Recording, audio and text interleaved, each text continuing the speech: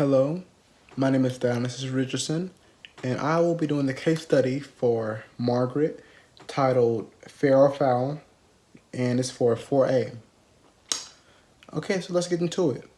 So basically, the issue is a third baseman Red Sox guy named Will Middlebrooks. He posted a picture of him and his girlfriend, who is a reporter for the New England Sports Network, named Jenny Dale, that they're together. It was public.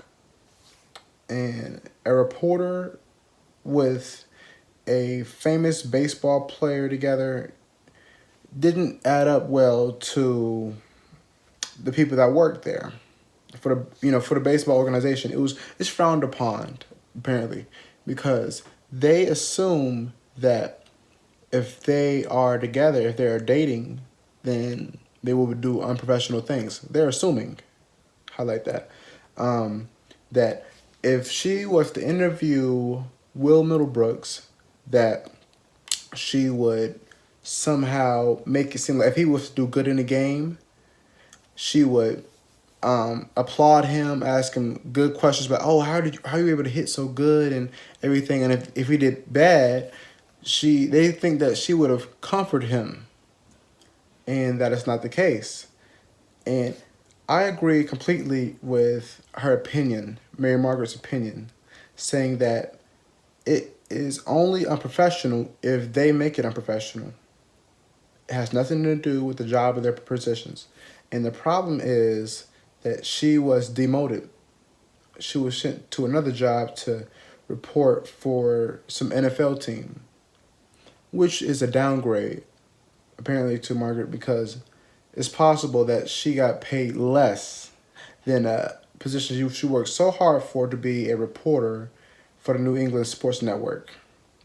And so I believe that if she was have ill intentions, then she might have not even have made it public.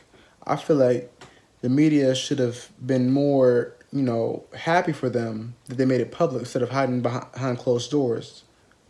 And so she gave me a question to answer that she already answered, but I'm going to answer it myself. And the question is, which rule did which rule did Dale break specifically against the SJP Code of Ethics? And her answer was, what is plagiarize, deny favor treatment, avoid conflicts of interest, and balance the public of needs. She said C, avoid conflicts of interest. And I would have said, well, if it was in a book, I think I would have said balance the public needs. If they had balance the public's needs, which is different than her answer, they wouldn't have made it public. It wouldn't have been fair to them, but they wouldn't have made it public because since it's frowned upon. So they would have kept it on the down low. And for the philosopher she's used, they make sense to what she's used. Well, before I go into it, I have to talk about what the chapter was for. For chapter 4, which was she used, it was about loyalty. And to whom will I respond to? And so the people she first went after was Aristotle. For loyalty, Aristotle used virtual action theory, which is an action or policy is morally right if only it would be chosen by a virtuous person. And for the second philosopher, Kant, he said, a person can feel the duty and be a good soldier, then it can also deny the duty to be a good actor, not to enter into conflict with society. And the last one, well, actually there wasn't a last one. He only used those two. She only used those two.